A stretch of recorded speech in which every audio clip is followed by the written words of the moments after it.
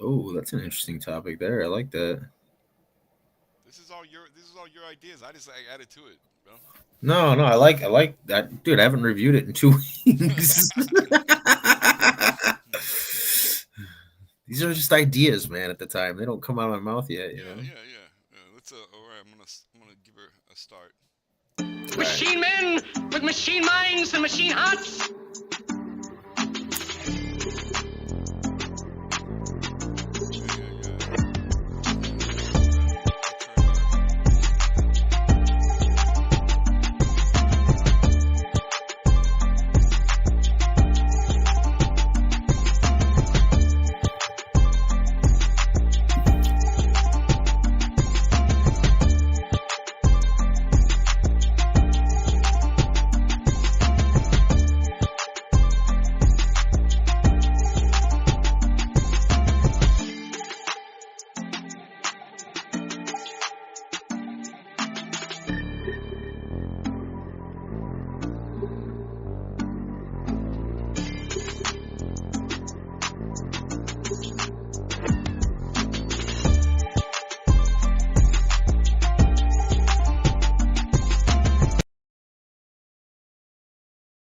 boom. What's up? What's up? What's up? All right. Welcome to Cyber Reality Check, the streaming talk show where we break down the truth behind the buzzwords in cybersecurity. Yeah. Welcome, everybody. Thanks for popping in. Cyber, we really appreciate you. You're our first official participant in this little project we have going on here. Um, Yeah, um, you know, yeah, we're gonna discuss the real state of cyber in the U.S. today. All right. Sorry. Go ahead, Brian. Go ahead, bro. You're good, man. So, no, like you said, we're gonna discuss the real state of cybersecurity or cyber in the U.S. We're gonna strip away the all the marketing and the facing realities in this topic, and we're gonna try to challenge some of these misconceptions that are going on in the industry today. Yeah, yeah, sure. Like who's under resorts and what threats actually look like, you know. Um, so our yeah, this episode is like Brian just discussed the real state of the cyber in the U.S. Kind of like you know our first topic, security fatigue and failures. And this is a really cool one. I think it's a really important topic to discuss about how a lot of people in general, not just cyber pros, but people in general, are kind of worn down by hearing the constant barrage of news about this system was hacked or this threat actor compromised this or yet another 6 months of identity protection because XYZ leaked your personal data. You know what I mean? So why is it that you think we're seeing so much of the security fatigue besides just everybody just droning on about it in the news? I mean, last topic, just to refresh, we did talk about how there's the shortage in cybersecurity, participants and all the need for Shortage. cyber and everything else and Hmm. going on. So so why is it suddenly now we're seeing security fatigue when all of these companies, are actually just getting breached nonstop and there's not enough people to secure anything, but we got all these unemployed people sitting around twiddling their thumbs waiting to Real get into the talk, industry. real talk, Brian. You know what I think, brother, and I know you know this too. It's that businesses are trying to squeeze their employees to do way too much at work. They're doing like a lot of people are wearing multiple hats, doing way too many things, and it's overwhelming. And you can't even do your job right, let alone the five other jobs that you have on your shoulders. Um, they're- everybody's kind of desensitized, right? Like I was saying before, everybody's a little bit desensitized to cybersecurity. A lot of people's eyes glaze over. I got a lot of hobbies. Like I'm into plants. I'm into fungus. And when I nerd out on these topics with people, a lot of times they kind of their eyes glaze over after maybe like 30 seconds of me talking. And it's kind of the same with cybersecurity. I don't know if you guys are like aware of that. When you talk cybersecurity to the average person, they really don't give a shit, right? You know what I mean? Like, yeah, most people don't care, right? Um, I've some experience with this. Like I deal with this with my mom, and it, especially for if you're not in it and you're not really aware of it. I mean, you know, you don't look. I don't want definitely to burden yourself with the level of knowledge that folks like us have in the Right. industry is just like it's just looking at the first of all looking at the reality of like what you're facing. It's just not easy. It's very difficult, and it's just the average person just can't they can't process it. They don't know.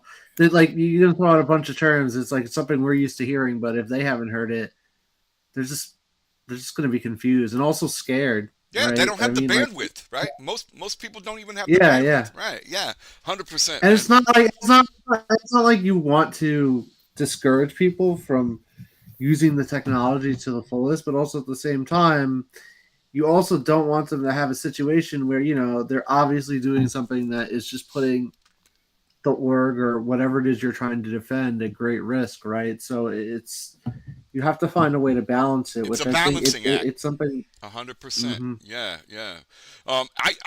A lot of people, individuals, I think, maybe kind of feel helpless. They're, you know, let's be frank, man. You ain't securing your stack. Nobody is, right? Most people feel like there's not a lot they can do. Me personally, I think it's true. Can you review C code, right? Check for security issues. Can you review assembly code? I sure the hell can't, right? There's no real security as far as I yeah. believe. There's a, you know, there's your software stack's too big, right? The supply chain's way too broad. Mm-hmm. We can shoot for cyber resilience. That's what we need. Cybersecurity is a myth, frankly, and we need. Actually, what I really believe in is that we need to start working on cyber diplomacy a lot more, because these tools are weapons, you know, and we saw where it got when the development of extremely powerful weapons in the past, where that took us, and we need to really start considering where we're going to end up with these new weapons of mass destruction that we're developing now, you know. Absolutely. Talking about about things like LLMs Yeah, and mass adoption of like new technology. Of course, man. That's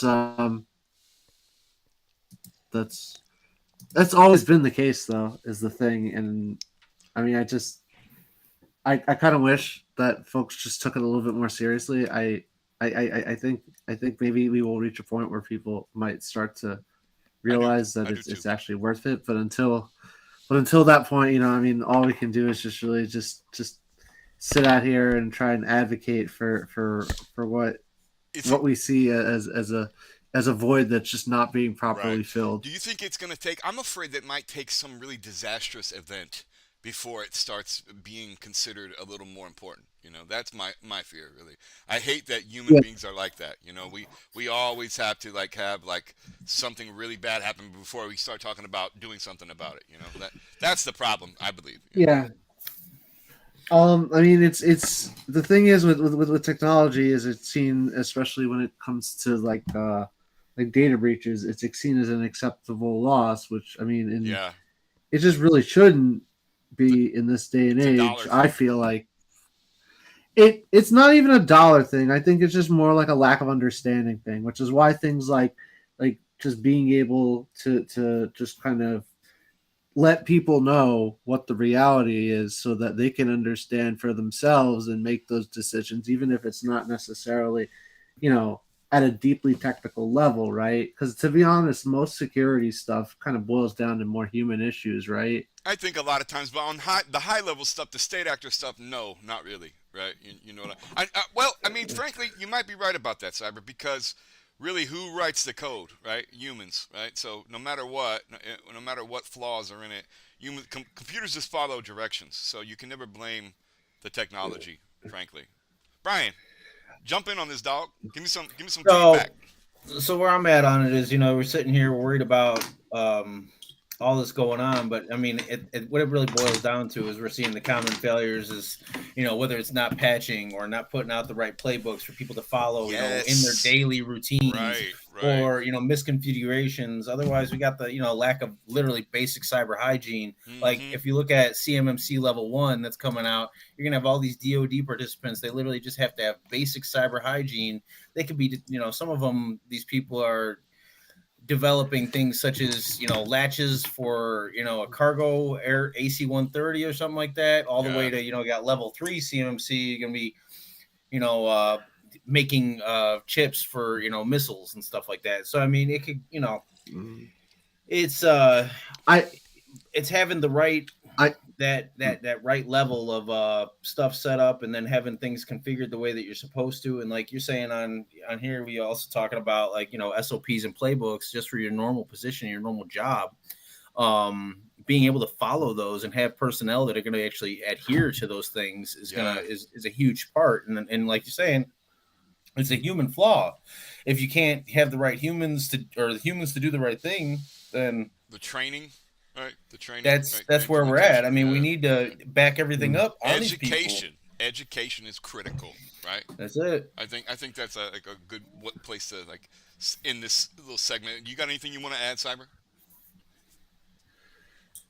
not really. No. Okay. Cool. I Cool. think Cool. we pretty much covered. Yeah, I think we're all on the same page on that one. I don't know how hot of a take that was. I think anybody with any damn sense thinks the same thing, right? Just me.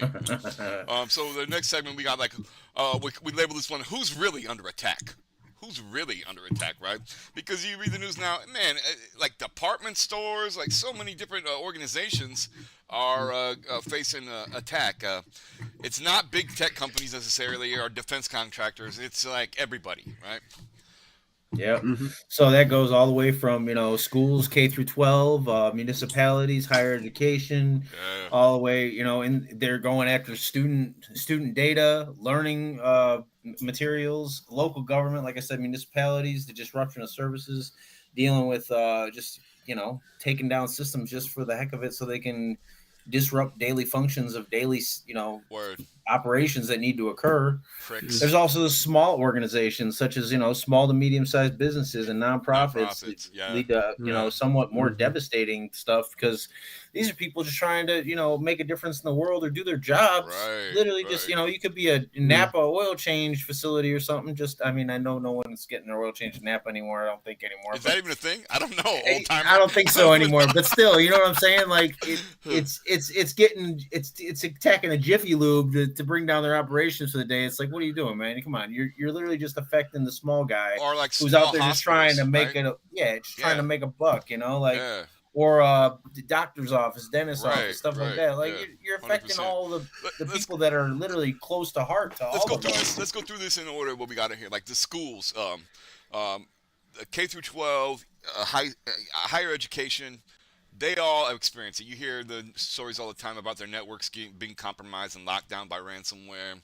I think it kind of just goes back to like what we were saying before in the previous segment about how there's not a lot of people that are trained and know what they're doing, and a lot of these smaller places, they can't afford cybersecurity people. Many times in places that I've interviewed at, I don't know if this is true for you guys, but you go in and they're like, well, we need an IT guy, and they're like, okay, well, what would I be doing? And they literally list off like every freaking thing possible. It's like, bro, you want one person to be responsible for all this? Do you really think that one person could do a good job of all this? And unfortunately, I know that happens at schools too. I know people that have worked for school districts, entire districts, right? And they're trying to manage. Okay, and in the school, you got the students, you got the faculty, you got the administration, and all these people require like different levels of access and shit. You know what I mean? And not to mention like your Wi-Fi security. The list goes on and on. How is it just goes back to like we were talking about last week. Yeah, she kept going on and on. We talked last week about we need more people in this field, and we need training for these people like immediately. Like, and I think that schools are like this is a missed opportunity if you ask me. We need to be integrating cybersecurity education into education itself. I don't know about you guys, but a lot of high schools I know of, They don't teach shit about cyber, right? I know that it's happening and it's developing. I'm friends with a few teachers, and I know that there are some progressive places that actually do have programs for it. But like locally here, I know they've had like robotics for a while, right? That's been a big thing. But I Mm. don't know. There's been much of a push for cybersecurity at all. And I think it's my belief that they need to be teaching this like in like sixth grade, fifth grade. They need to be teaching these young people secure online habits and being able to protect their privacy. Like that's something that everybody needs to be aware of. That isn't a business thing. That's just a human thing. In this day and Yeah. age where we are all so connected, right? Like you really need to Hmm. understand these concepts. It's a kind of information literacy, and I think it's kind of gone by the wayside, which is really unfortunate. It's kind of adding to the whole idiocracy vibe our country has going right now. So, I guess it's just going to take one of those students to go and hack one of those floor sweeping robots, and next thing you know, they're going to finally start teaching this stuff or something. I don't know. I don't know. We always hope for the best, but unfortunately, I think in schools right now the funding isn't there. We really need to integrate. We need to get these kids. Frankly, I think the kids need to be cooking the food, sweeping the hallways, doing everything at these schools, right? And an integrative learning experience. If you ask me, I think they need to be growing food out in the garden, everything. That's what I think. It sounds like prison, man. No, you get to go of your own volition here. You're not stuck there, right? Okay, what about local government? Let's move on to local government. I think it's kind of the same as school districts, right? Lack of resources, man. Yeah, Yeah, yeah, totally totally. lack of Yeah. resources. Yeah. They Yeah. Go A ahead. Go lot, ahead. a lot of traffic. A lot. I mean, from my experience, a lot of traffic municipalities and stuff. They also have like their own software stacks that they run, right, in order to keep Sure. things like traffic and stuff managed, right. And a lot of times, yeah, even they need like because I've done some work for those kinds of organizations. They often need somebody who's just an expert at everything to help them fill the gaps in. That Um, unicorn. yeah, Yeah. yeah. I mean, I've been in that as a contractor.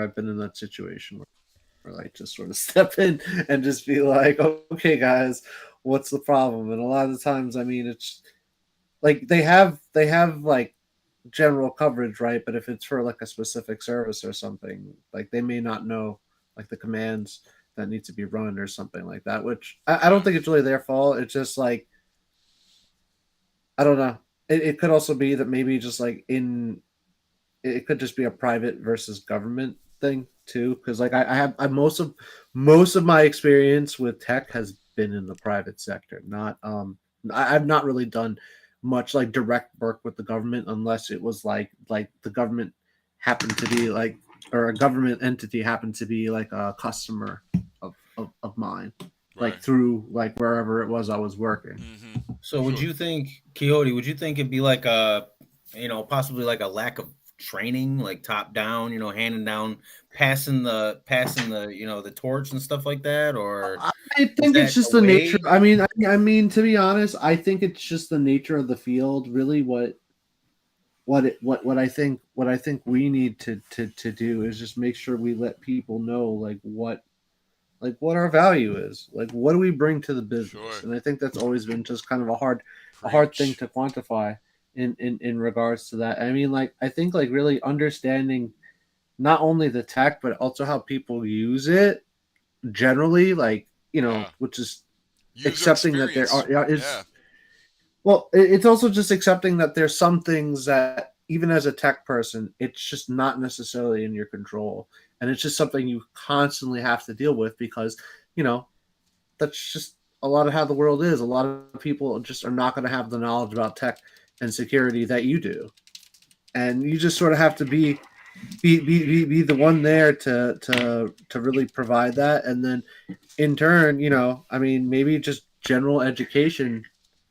too about like some of these topics. I think would also be helpful to show like why this stuff is very Yeah. valuable in this day and age, right? Education. It always goes back to education, in my opinion, right? Like, need to do a much better job, and it's a proven thing. If you look at the education levels, whatever testing that's done internationally, we're falling like way behind on a lot of really key indicators, and that's a problem. We need to refocus how we're approaching education, in my opinion.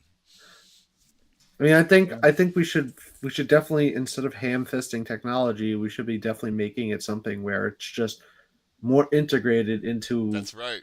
Yeah. our lives in a way where it's working for us, not against us, right? Because I mean, I think like we use it mainly as like an entertainment tool, and I mean that's great and all, but like it would be helpful if we had a way to kind of just make it like maybe something that works a little bit cheaper. It's more accessible, right? Because I think that just goes back to kind of, especially with a lot of the AI stuff too, right? Because it's like I mean I like the idea behind it, but also I noticed that a lot of you need a decent amount of resources to run that kind of stuff. Oh, So I you mean, like do. it just The new machines that are there's coming there's out a though. The new machines that are coming out though, man. I don't know if you're familiar. There's a couple of different ones with different processing. Like they come with 128 megs of or gigs of RAM megs. like the yeah, you need a lot, you need an all yeah, from what I understand with the AI stuff, you do need a lot of RAM. I mean it's coming. that might help, The that tech might is yeah, coming. I mean that might help lead with the with innovation, because I like the idea of having those technologies, as long as we're using them properly in a way that it's ethical and it makes sense, and Man, people are able to also, that's you a deep know, rabbit hole. use it to do what they want to do. Sure. Yeah, That's a yeah, yeah, deep rabbit hole that's of just ethical AI use. I did some research on it, right? mm, And there was just like so many mm, angles, right? There was so many possibilities that you need to yeah. consider, right? And so I don't know. I don't get like caught up in that much. Mostly, what I'm worried about is security, like the security of humans, right? You know what I mean? Like that's what Yeah. concerns me the most. Well, Not like people being offended by something or shit like that, because are like the bias angle. I know that's a big thing, and it's of course it's important, but it's impossible to escape bias. As a human being, you are intrinsically mm, biased. You can't help that, right? That's just how it yeah. is. And so I understand the worry about ethics, but I feel like it's not as big a deal as what a lot of people make it out. There are some parts of it that are really important, other parts not so much. The privacy and security of it, and I think Sam Bent, I just saw on LinkedIn today, he did a post about how AI is snitching on you. You know what I mean? And that's what concerns me. Yeah, yeah, definitely. Like Yeah. that's why also it would be nice if we got maybe some more general education about this stuff. Not so that we can keep people in the dark, but so we can maybe empower people to ultimately come up with better solutions. Yeah, yeah, yeah. Okay, I think we waxed on this for quite a while. Shall we move on Hmm. to our main Yeah. So our segment? next segment, main segment is well, the next main segment is compliance doesn't necessarily equal security. No. We have all these different compliance roadmaps, such as HIPAA, PCI, FedRAMP, CMMC. We could talk about NIST 853 and all that. I mean, Acronyms for days. yeah, high trust, everything Yeah. else. But compliance doesn't necessarily equal security. So, Hell no. are these frameworks really even solving problems, or are they just creating paperwork for people so we come up with SSPs and policies and everything else to write? I Fake mean, I jobs, know that's bro. necessary. I mean, it is necessary to Fake have these jobs. things in place, but I mean, is it doing anything if people don't follow these frameworks and actually do the things that they're saying that they're doing after they make all these plans and everything No. else? I would say not as much, right? Like for FedRAMP specifically, I think that maybe that has the most teeth, right? FedRAMP does because these guys are federal contractors. They're after that money, right? And so of course they're going to try to fulfill them. But is it security theater, right? Or are they just filling the check boxes? I mean, I Ding. think it's been proven, right? It has been proven that a lot of people have got caught doing that. I think that it's a constant effort and a constant work. HIPAA, I know, that is a shame a lot of times. Like, there's not a lot of protection for your data in healthcare, as far as I know, right? Yeah. But it's kind of alarming. And PCI too, right? PCI doesn't get paid attention enough. Like, what was it? Target got hacked a while back, right? And like they sold a ton of stuff. There's skimmers. There's like a million different ways that they get around the security protocols of Well, well, what? with Target, with Target, I remember that they had it. And correct me if I'm wrong. Shit, I don't know. There was a breach where they had an HVAC, third party HVAC that got hacked, No shit, and which they allowed and they them to pivoted get. inside the network. Wow, Mm-hmm. that is Then cool. they pivoted over to Tar, which goes to show that maybe it's less about doing things in a compliant way, but thinking creatively like how an attacker would, because that's how attackers think, right? Yeah, that's They're right, not man. they're not concerned with they're not concerned with your rules and your whatever. They're trying to find a way in, I'm right? just looking So at your I attack mean, surface, going like this, like, oh yeah, I see there, yeah. But it takes defenders need it. to be right every single time, and attackers only need to be right once. Classic Yeah, classic yeah. issue. I don't You have a know. I don't know passport. about that. A lot of times you got to stack different vulnerabilities, right? You got to use a bunch of. So you don't have to be right once. That is a classic thing that people say. But I think what you're getting at when you say that is that the good guys can't fuck up, right? The good guys have to maintain that wall, because one security breach can be really bad, and then everybody. And this is like, I think IT in general, people are always like, if you're doing your job well and there's no problems, people are like, what do we even need you for, right? And then if you fuck up and make a mistake, then people are like, well, what do we even need you for? It's like, man, screw you people, screw you peons that don't know shit about it. You fix your Windows, okay? You go ahead and get your Windows to boot after that blue screen. So I know you said, Zach, I know you said the FedRAMP is one that actually has some teeth, and we know that there's still holes in that whole thing, and CMMC's coming along. There's sort of the same sort of thing. You got the C3PO, C3PAO, and all that. So you got third parties verifying and authorizing people and stuff like that. But how can we make sure that these compliance efforts and these different things, these different frameworks and stuff, can be made more meaningful and actually be effective? Like, how can we actually solve this problem? Because we know they're there, and we know the controls are there to actually make these things work. I mean, if they had everything going the right way, technically those things that we're talking about with Target and grade schools and all these different things, that wouldn't happen, because there'd be those safeguards layered like an onion. Because Right. security's Like we know like it's an supposed ogre. to be. Yeah. You got layers. Companies companies have been. The truth is that companies have been able to absorb the cost and the shock of these breaches for a long time. So they've gotten very complacent with it. They're more concerned about like PR and marketing and all that other stuff, which actually helps bring in new customers. So really, it kind of goes back to what you're saying in the earlier segment. Like it's going to take something bad enough where like companies just can't run from it anymore, and they're going to start losing customers. Unfortunately, because of leverage it. the money part. Right. You need to leverage the cost. Right. Well, always, like they do in always. I mean, GDPR and all that. Yeah.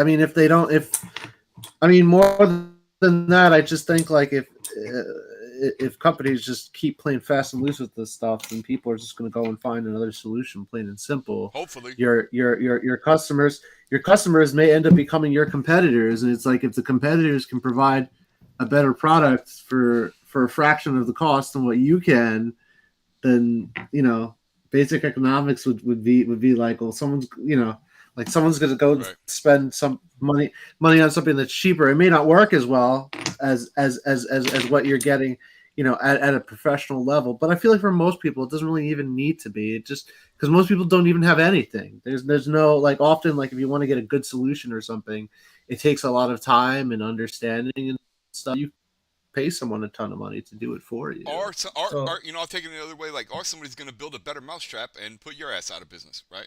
So let's stick on the part here though. So if we talk about economics, but stuff's cheaper at Walmart. People still shop at Target. I don't know why. They got less of a selection. It's more expensive, but people still shop there. I can't figure it out. So let's think about it this way: if we took away 30% of your yearly revenue, you cause a data breach, all right? I take away 30% of your revenue, not your profit, all right? Your revenue. That might be more than your margin for the year. Wouldn't that make you behave? Wait a minute. You're talking about government regulations? Is that what you're saying? Yeah, because Fuck, I don't get GDPR behind that. I can says. never get behind more government regulations, and that sounds like Well, really scary to me, dog. I agree that you got to put some teeth to it. You know what I mean? Teeth is. there you go. So Yeah, GR, teeth is. so here's what you do. Here, no, I have an idea. I have an idea. So then have orgs that will seriously invest in something like GRC, government regulation and compliance. You have the people that are able to do that work, and then maybe they can find a way to collaborate with the engineers who can go ahead and make that happen. To me, that would be the best way to do it without necessarily involving government entities. But the businesses have to be serious about it. If they're not actually serious about building it, then I mean. But how do we make them serious? That's the problem. How do we make them realize? I mean, it all comes down to dollars and cents. You have to find a way, as somebody who is maybe in the field, to make it make sense to them from like a return on investment perspective, It's right? up to Because the I don't GRC think a lot people. of them can really. Right. I don't know. I don't know if it's necessarily up to one person. It's just The I think GRC in people, general. the GRC people, the governance, regulation, and compliance folks. That is kind of what they're in charge of. It's kind of like selling it to the corporate board, right? Yeah, but sometimes it would be better. I mean, it would be better. It would be better because then like if you have them focusing on that, then maybe it's like security engineers and other engineers can do their job. Possibly yes, do their jobs better. Yeah, exactly. Man. Yeah, we need to get more people in the field, splitting the work up because what do they say? A many hands makes the workload lighter, right? And so if we want to take this seriously, we need more people. We need training, and the economic theory behind it. I think we're in a brave new world right now, and economics is about to be turned on its head. If you study economics at all, that's just a bunch of made up bullshit anyway. Adam Smith was full of it, yo. He lived at home with his mama until she passed away. Okay, so I don't know how much he knew about real economic theory, to be frank with you. And we crafted our entire economy based on the shit these guys made up. And frankly, I think we're looking for new ways right now. I think we're finding them. It's just going to take a while, and unfortunately, a lot of times change takes major discomfort, right? Right, yeah. right. I think it's always darkest before the dawn and all that. Yeah. I think out of necessity, we'll find a way to navigate it because I mean, technology has been integrated into the world enough that we're kind of we are able to do that. It's definitely a weird and exciting time. Hey, amen to that. I love that. What is that? There's that curse. There's that curse. May you live in interesting times. And I'm always live in interesting times. And I'm cool. And I'm happy with that. Yeah. What do you want to be bored all the time? Shit. So, moving on. We'll keep this train a moving, right? I think we're at that spot. Yeah. What is it? Threat reality? What was this? That's where we're at. You're talking about it right now. Yeah. You're talking about the times we're in, the common threats versus the hype ones, right? Right. Sure, right. Yeah. Like, what do you got? Like here, phishing is way more important than advanced persistent threats, right? Like, that's 100% true, right? And everybody knows that.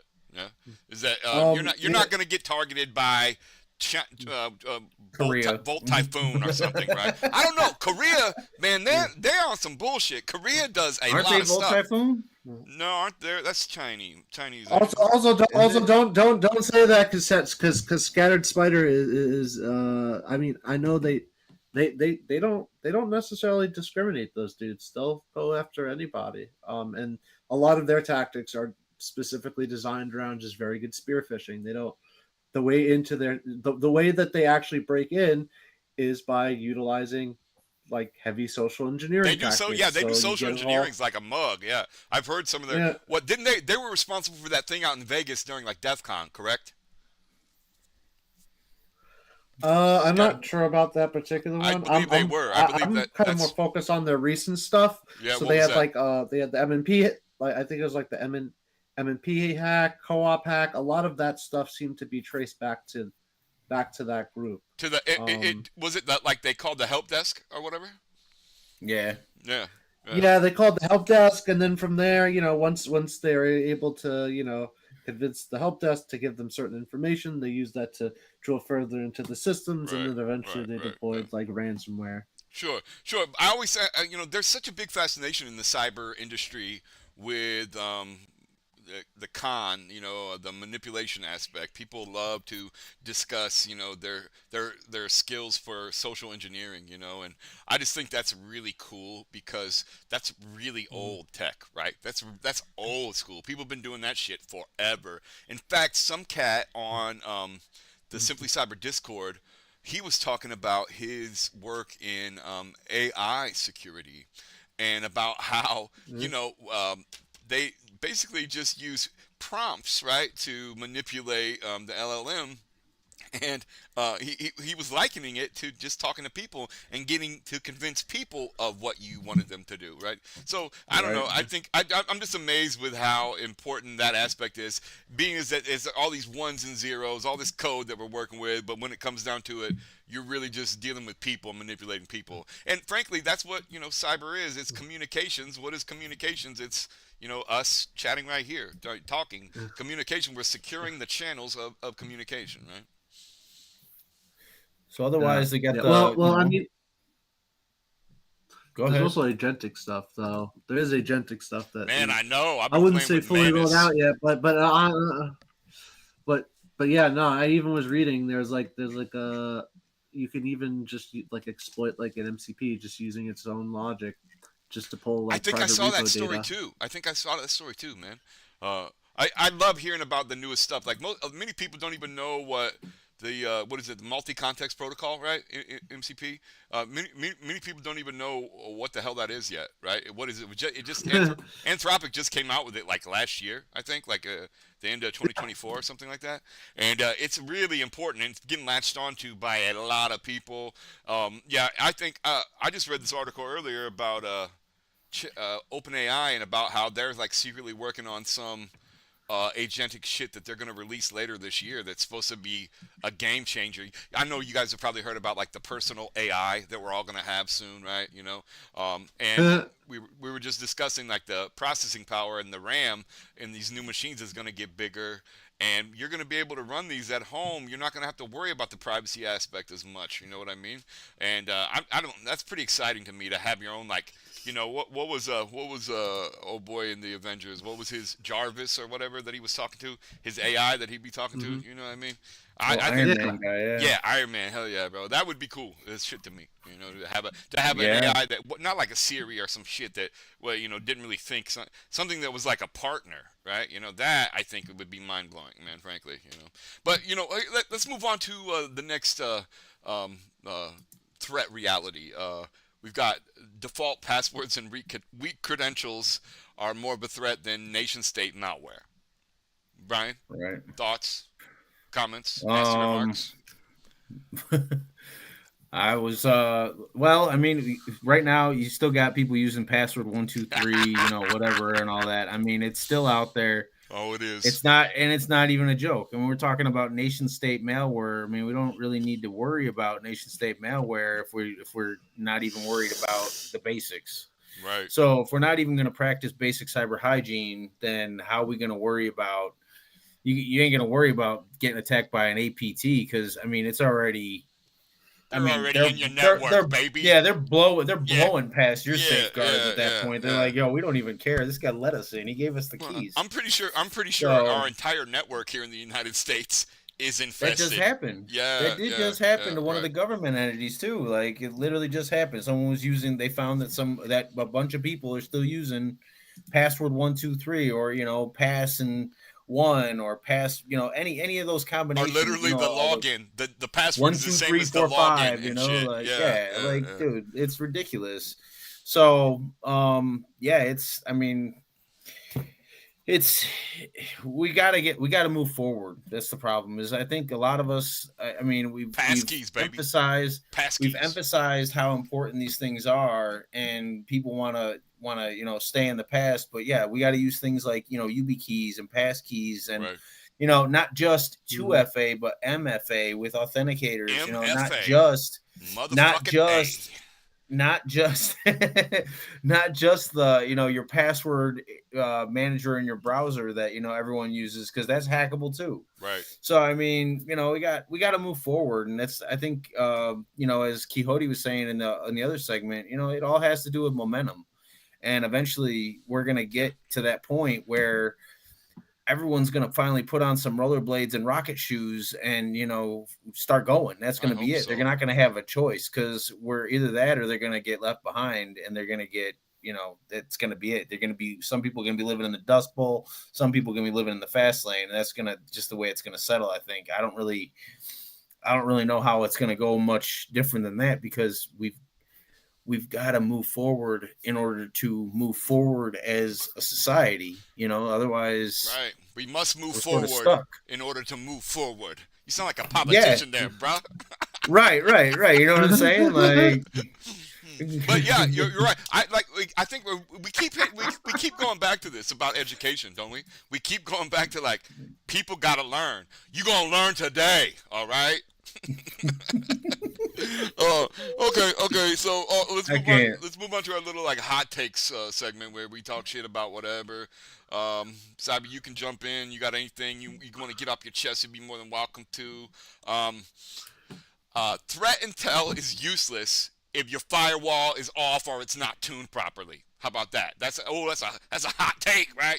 But shit, it's the truth. You know how many people don't do that work? That is the critical work, and it's coming from me, who hasn't tuned his firewall at home properly. That's how I know, because I'm always fucking with it constantly, and it seems like such a major task, frankly. And I'm not, of course, this isn't full time. This is my lab that I'm goofing around with, right? And I've rolled out different things like OpenSense with Zen Armor and shit like that, and I've tried building my own with different software, free open source software, because I'm a big GNU Linux free open source software nut, and so I love to fool around with different shit like that. Yeah. I've been working on an Ubuntu security gateway, but I'm trying to host everything local. I don't want no telemetry going out to any fucking buddy else, and man, it is a huge effort to do that. It's so much easier to just use the cloud, right? It's just so much easier to use the random whatever as a service shit, right? As opposed to DIYing. If you want to DIY, get prepared to do a lot of freaking work. You know what I mean? So just make sure you black hole those Chinese IPs. Yeah, right. Well, dude, I did that shit way back in the day on an OpenWRT router. They had it built into OpenWRT. That is a version of Linux that you can install on certain consumer market routers, right? And so you can turn a $50 piece of hardware into like a $500 piece of hardware, relatively easy a lot of times. And I had that capability years ago, and I didn't even know what the hell it was when I first found it. It just had its list of all these IPs, and it was like, block these IPs. I was like, for what? So I had to do some search, and I'm like, oh, that's why, because a vast amount of fucking all these pings coming from all over the fucking place are actually from China, right? And China, Saudi Arabia, Afghanistan, all kinds of places, man, all over the world. Yeah, I've recently set up a what is it? The teapot, honeypot on. Honeypot. Oh, I set it up on. AWS. No, none of the big ones. It was one like some of the network Chuck was talking shit about, like the drops. What is it, like DigitalOcean? I set it up on DigitalOcean. DigitalOcean. Yeah, they like ping me for security problems. You know what I mean? It's like, I always thought that was kind of not a good idea to because that is a big roll up of software. If you look at what's in that teapot distro, he has got a ton. I think there's like 40 some teapots in there, right? Or honeypots. It's got to be full of security issues. Not just the ones he put there on purpose, right? But I'm saying, like, right. There's probably not updates to the things that are running there. It's got like a ton of stuff, and they were not happy about me running that. And I've been thinking about throwing one on Azure lately or whatever, but I think I'll get the same. Where do you even run one of those? Because most home internet, it doesn't run off the same type of internet, right? You know what I mean? Like at my house, I have like Mediacom or whatever. I got an Eero, and that they give me, that they provide me. I would never buy an Eero, but they were like, hey, we'll take $10 off your bill a month if you use this Eero. And I'm kind of wanting to get rid of it because I can't do VLANs with the damn thing. Right. Right? Right. It's like, what? Why in the hell? And then I get a hold of their support, and I'm inquiring about VLANs, and they're like, what do you mean? You can do LANs? And I'm like, what? Who the hell why are you doing this job? Yeah. Why are you doing this job? Do you even know what a VLAN is? And then a little bit later, they were like, I'm sorry. you're right. This does not support VLANs. So I'm like, yeah, I know, bro. Thanks for nothing. Yeah, yeah. I found that out in 10 seconds. Hmm. Yeah. But yeah, so I think, like I said, my hot take is, if you don't use the tool, then it'll be useless. Hell, file permissions. I could go on a fucking rant forever about proper file permissions for people. You know how much more secure operating systems could be if people use those properly? But nobody does because it's kind of like a pain in the ass. It's obscure, whatever. I think that's like, one of my biggest pet peeves is use the damn tools you already have. You don't need something with AI shoehorned into the shit. Just use what you already have properly. Right? Don't be a fool and use your tools, End of rant. End of hot take rant.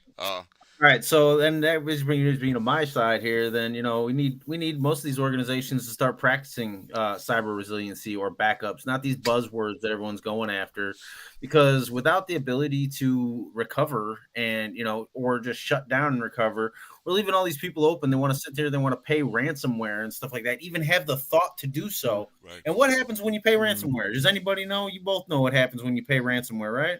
What's that, bro? Nothing good. Oh, sorry, we don't have your data. Still have we don't. data. Yeah. They still have your data. Yeah. So what are they going to do with it? They're not going to. Oh, here you can have it back. Don't worry, I didn't copy it 10 times over on a RAID over here. Right. Don't worry, it's all good. No, they give you half data is out there. It's out there. It doesn't matter. Once the data's been breached, it's gone. It's Correct. not. Consider it ever coming back and just being private again. It's bad practice, right? Yeah. It's so bad why practice to pay for it. No? Yeah.